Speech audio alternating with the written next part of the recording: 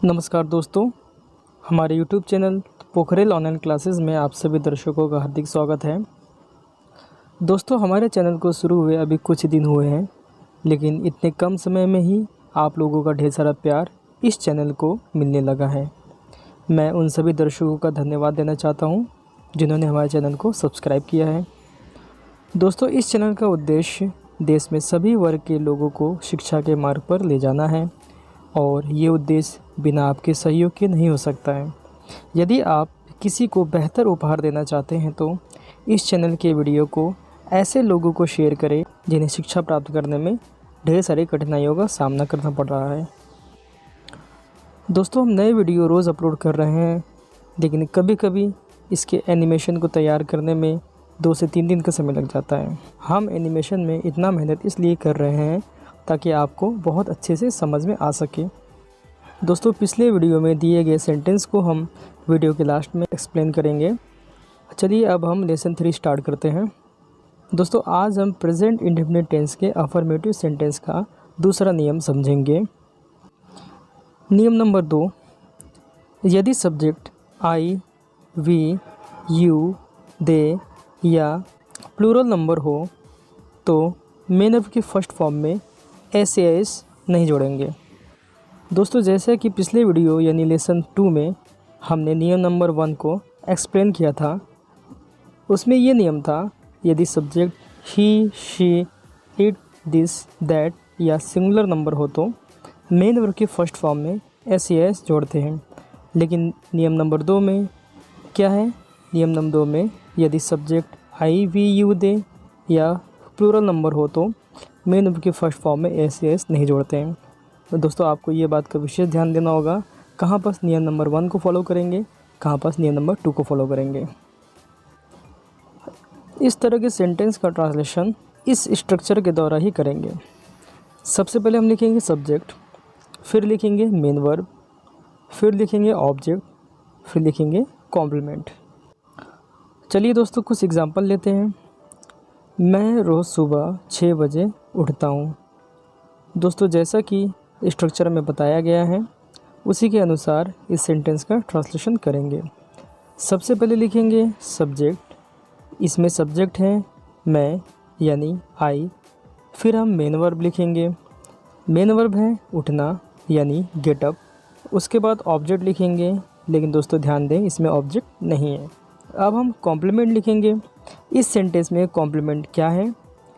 रोज़ सुबह 6 बजे यानी at 6 o'clock in the morning daily. इस प्रकार मैं रोज़ सुबह 6 बजे उठता हूँ की ट्रांसलेशन होगी I get up at 6 o'clock in the morning daily. दोस्तों, यदि आप सब्जेक्ट, वर्ब, ऑब्जेक्ट नहीं जानते हैं तो हमारे वीडियो लेसन 1 को बिना स्किप किए ज़रूर देखें। अब हम नेक्स्ट एग्जांपल लेंगे। वे रोज़ सुबह ईश्वर की प्रार्थना करते हैं। इस सेंटेंस में सब्जेक्ट है वे यानी दे, मेन वर्ब है प्रार्थना करना यानी प्रे, ऑब्जेक्ट है ईश्वर यानी द गॉड, कॉम्प्लीमेंट है रोज़ सुबह यानी इन द मॉर्निंग डेली। इस प्रकार वे रोज़ सुबह ईश्वर की प्रार्थना करते हैं की ट्रांसलेशन होगी they pray the god in the morning daily. एक और एग्जांपल लेते हैं। हम अपने बड़ों का सम्मान करते हैं। दोस्तों, इस सेंटेंस में सब्जेक्ट है हम यानी वी, मेन वर्ब है सम्मान करना यानी रिस्पेक्ट, ऑब्जेक्ट है अपने बड़ों का यानी आवर एल्डर्स। इसमें कॉम्प्लीमेंट नहीं है। इस प्रकार हम अपने बड़ों का सम्मान करते हैं की ट्रांसलेशन होगी वी रिस्पेक्ट आवर एल्डर्स। दोस्तों, हमने अफर्मेटिव सेंटेंस के 2 नियम को समझा है। यदि कोई समस्या हो तो वीडियो को रिपीट करके ज़रूर देखें और नियम नंबर 1 को समझने के लिए इससे पहले की वीडियो यानी लेसन 2 को ज़रूर देखें। दोस्तों, ध्यान रहे आप वीडियो को जितना रिपीट करके देखेंगे आपका कॉन्सेप्ट उतना ही ज़्यादा क्लियर हो पाएगा। अब हम नेगेटिव सेंटेंस के ट्रांसलेशन कैसे करते हैं इसको समझेंगे, लेकिन इससे पहले आपको ये समझना होगा कि नेगेटिव सेंटेंस होता क्या है। दोस्तों, ऐसा सेंटेंस जिसके बीच में नहीं शब्द आता है, जैसे मैं विद्यालय नहीं जाता हूँ, तुम मेरी मदद नहीं करते हो, यानी ऐसा सेंटेंस जिसके बीच में नहीं शब्द आता है वे सेंटेंस ही नेगेटिव सेंटेंस यानी हिंदी में नकारात्मक वाक्य कहलाते हैं। चलिए अब नकारात्मक वाक्यों का ट्रांसलेशन कैसे करते हैं इसको हम रूल नंबर 3 में समझते हैं। यदि subject he, she, it, this, that या सिंगुलर नंबर हो तो हेल्पिंग वर्ब डज नॉट का प्रयोग करेंगे। ऐसे सेंटेंस का ट्रांसलेशन करने के लिए इस स्ट्रक्चर को अप्लाई करेंगे। सबसे पहले लिखेंगे सब्जेक्ट, फिर लिखेंगे डज नॉट, फिर लिखेंगे मेन वर्ब की फर्स्ट फॉर्म, फिर लिखेंगे ऑब्जेक्ट, उसके बाद कॉम्प्लीमेंट। चलिए अब कुछ एग्जांपल समझते हैं। वह मेरी मदद नहीं करता है।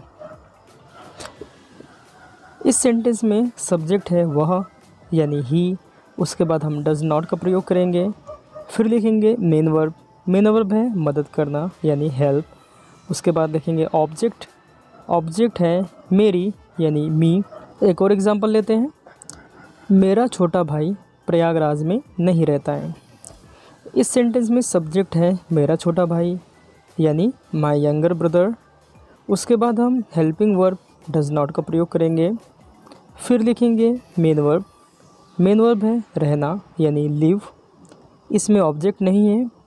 अब हम लिखेंगे कॉम्प्लीमेंट, इसमें कॉम्प्लीमेंट है प्रयागराज में यानी इन प्रयागराज। इस प्रकार मेरा छोटा भाई प्रयागराज में नहीं रहता है कि ट्रांसलेशन होगी my younger brother does not live in Prayagraj. दोस्तों जैसा कि आप जानते हैं हम हर नियम को एक्सप्लेन करने के लिए कम से कम 3 एग्जाम्पल ज़रूर लेते हैं। 2 एग्जाम्पल तो हमने समझ लिए हैं, अब हम इस नियम के अंतर्गत तीसरे एग्जाम्पलों को भी समझेंगे। आजकल बारिश नहीं होती है। दोस्तों इस सेंटेंस को बहुत ही ध्यान से समझें। इसमें सब्जेक्ट के तौर पर हम इट का प्रयोग करेंगे। इट का प्रयोग ज़्यादातर ऐसे सेंटेंस में किया जाता है जहाँ पर सब्जेक्ट नहीं होता है, लेकिन उस सेंटेंस में वर्ब यानी क्रिया ज़रूर होती है। इसके बारे में हम टेंस कंप्लीट करने के बाद स्पेशल रूल में समझेंगे, लेकिन चलिए अभी हम इसी टॉपिक को समझते हैं। अब हम लिखेंगे helping verb, helping verb does not, उसके बाद लिखेंगे मेन वर्ब यानी बारिश होना, बारिश होने की इंग्लिश रेन, और फिर लिखेंगे कॉम्प्लीमेंट, तो कॉम्प्लीमेंट है आजकल यानी नाउडेज। इस प्रकार आजकल बारिश नहीं होती कि ट्रांसलेशन होगी it does not rain nowadays. दोस्तों एक बात का ध्यान रखिए, तो कॉम्प्लीमेंट के अंतर्गत हमेशा समय यानी टाइम और जगह यानी प्लेस ही आते हैं। दोस्तों अब आपको 10 सेंटेंस दिए जाएंगे, इसे आप कॉपी में नोट कर लें और इसको ट्रांसलेट करने की कोशिश करें। हम नेक्स्ट वीडियो में इस सेंटेंस की ट्रांसलेशन को एक्सप्लेन करेंगे।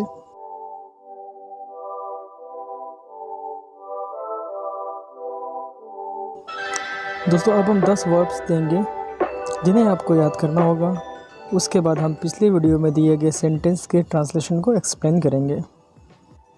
आज के 10 वर्ब्स इस प्रकार हैं। स्कॉल्ड, स्कॉल्ड मीन्स डांटना, scold, scolded, scolded.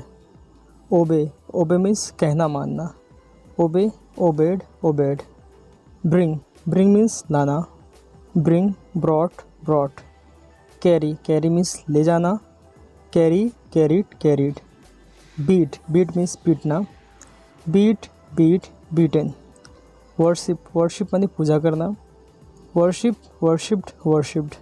Praise, praise means प्रशंसा करना, प्रेज, प्रेज्ड, प्रेज्ड।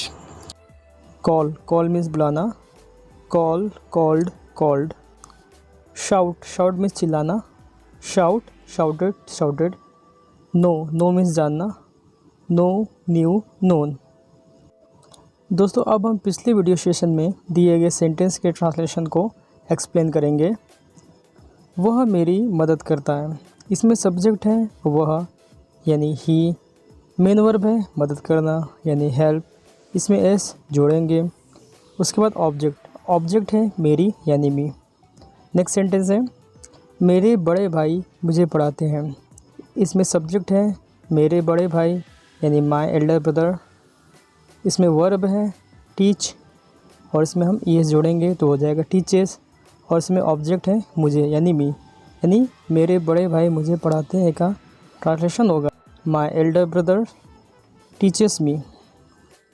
मेरे पिताजी रोज़ सुबह ऑफिस जाते हैं। इसमें सब्जेक्ट है मेरे पिताजी, माय फादर। मेन वर्ब है जाना यानी गो।